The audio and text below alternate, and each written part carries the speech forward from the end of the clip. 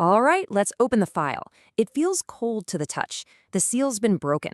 We're looking at case file number 400-alpha, and the codename is the inverted protocol. The subject? They call him the truth-telling monster. And trust me, this is not your typical hero's journey. Not even close. This is something else entirely. So, picture this. Our story kicks off in this city of absolute conformity.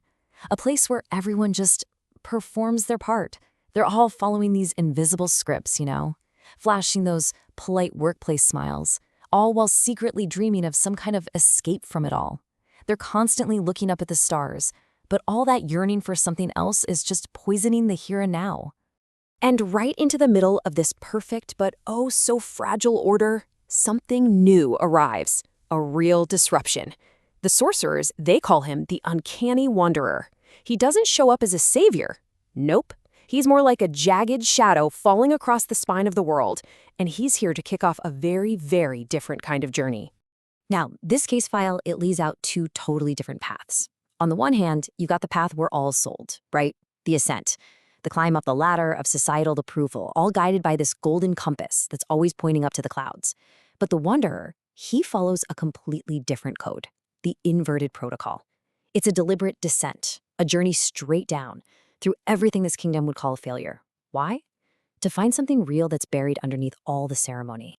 So where does a journey like that even begin? Well, it starts in a place the file calls the Uncanny Forest. And no, this isn't a real place with trees, it's a psychic landscape. It's that eerie feeling where everything you know is just slightly off.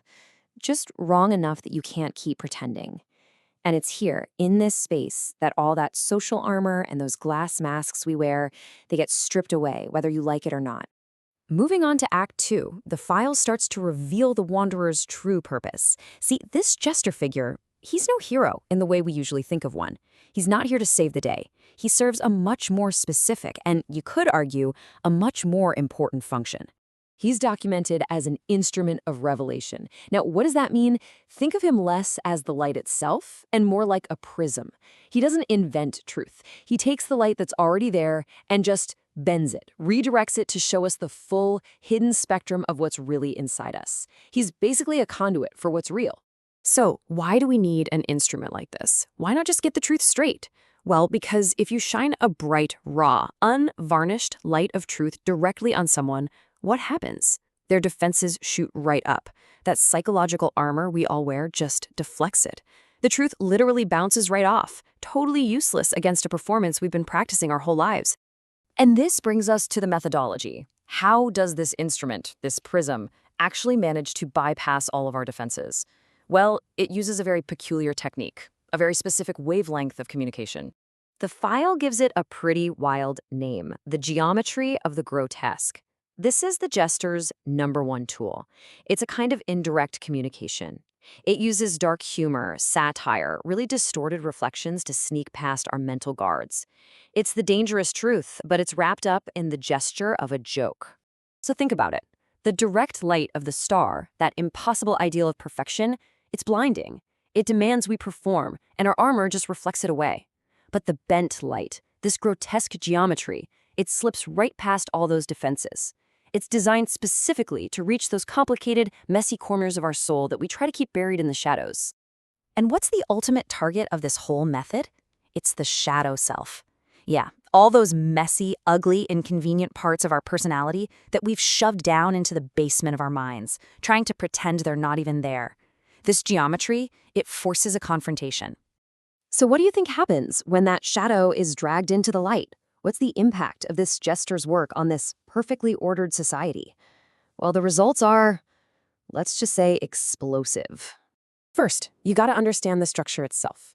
The kingdom, our society, it's built on something the file calls ceremonial certainty.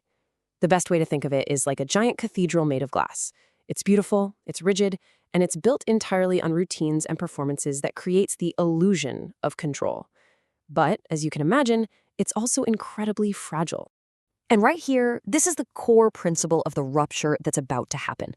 The idea is that true strength, true creation, it doesn't come from rigid, perfect order. It comes from embracing the chaos you have inside. And here's the crucial moment. The jester's work causes what's called a Dionysian rupture. That rigid order just collapses. The glass masks that everyone was wearing shatter into a million pieces. The entire cathedral of certainty comes crashing down. It is a total, absolute breakdown of that old, illusory world. Now, after all that chaos, after the shattering, you might expect the next step is to climb out of the rubble. But you'd be wrong. The inverted protocol dictates that the journey continues downward, deeper and deeper into the abyss. And this is where the protocol truly flips the classic hero story on its head.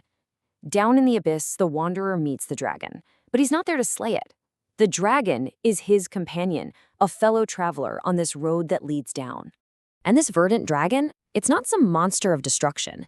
It's the spirit of negation. It's that internal agony of seeing every single one of your self-deceptions with total, piercing clarity. It's a discomfort for sure, but a necessary one. It's like the last ember of the earth keeping your soul from just winking out into complacency. The weight of this self-realization, it's immense. The file calls it the 10,000 hells. And really, it's the collective psychological pain a society has to endure by pretending everything's fine when the entire structure is rotting from the inside out. The dragon makes you feel every last bit of it. Which finally brings us to the final act, the conclusion of this case file. After descending through failure, shattering certainty, and traveling with a dragon, what does our subject become? Here it is, the final trade. The subject gives up that golden compass, that old tool of escapism that always pointed to comfortable illusions in the sky. And in its place, they accept something called the violet coin. It's not a treasure, it's a burden. It is the heavy, heavy weight of seeing the world exactly as it is, a shared reckoning. And by making that trade, by embracing the hard reality, the iron of existence, the dark soil under our feet, the wanderer goes through one last transformation. They're no longer begging the stars for answers. They become a sovereign of the soil, grounded, powerful, because they've accepted reality. And with that, the protocol is complete.